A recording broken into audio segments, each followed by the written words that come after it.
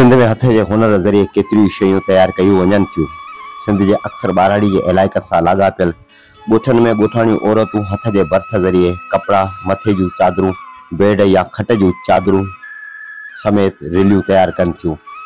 हथ जो हुनर जिथे मर्दनि में आम जाम आहे, उते ॻोठाणियूं औरतूं हथ जे हुनर जूं माहिर आहिनि। एतिरे क़दुरु जो सिंधी टोपीअ खे पिणु सिंध जूं औरतूं वॾी कारीगरीअ सां तैयार कनि थियूं।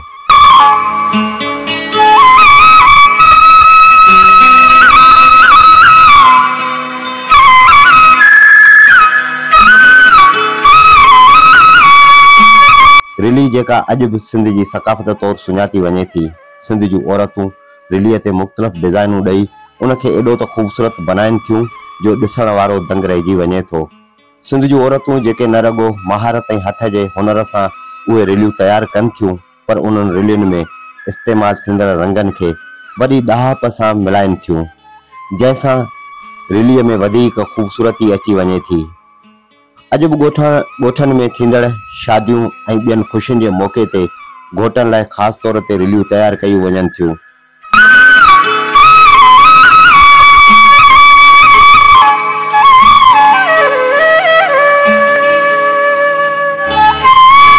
सिंध जा महिमान नवाज़ माण्हू पंहिंजे ओताकनि खे वधीक ख़ूबसूरत ऐं सकाफ़ती रंग ॾियण लाइ भलियूं ऐं सुठियूं रिलियूं तैयार कराइनि था त जीअं वटनि ईंदड़ महिमान ख़ुशि थी वञनि।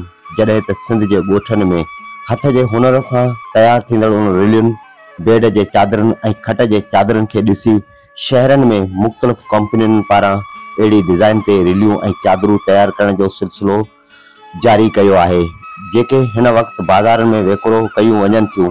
पर रिलियुनि ऐं चादरनि में जेका ख़ूबसूरती ऐं दिलकशी हथ जे हुनर सां अचे थी, उहा प्रिंट में नथी अचे।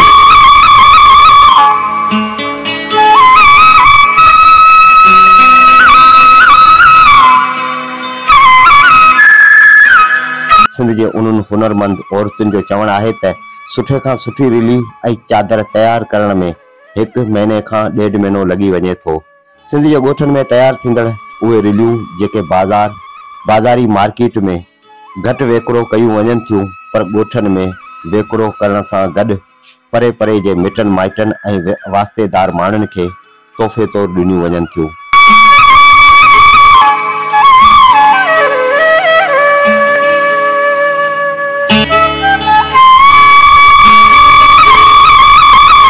सिंध जे ॻोठनि में ठहंदड़ उहे रिलियूं न रुॻो ॻोठाणी ओताक जो सींगार ऐं सूंहुं आहिनि, पर उनखे मान ऐं मर्तबे तौर ते पिणु इस्तेमालु कयो वञे थो।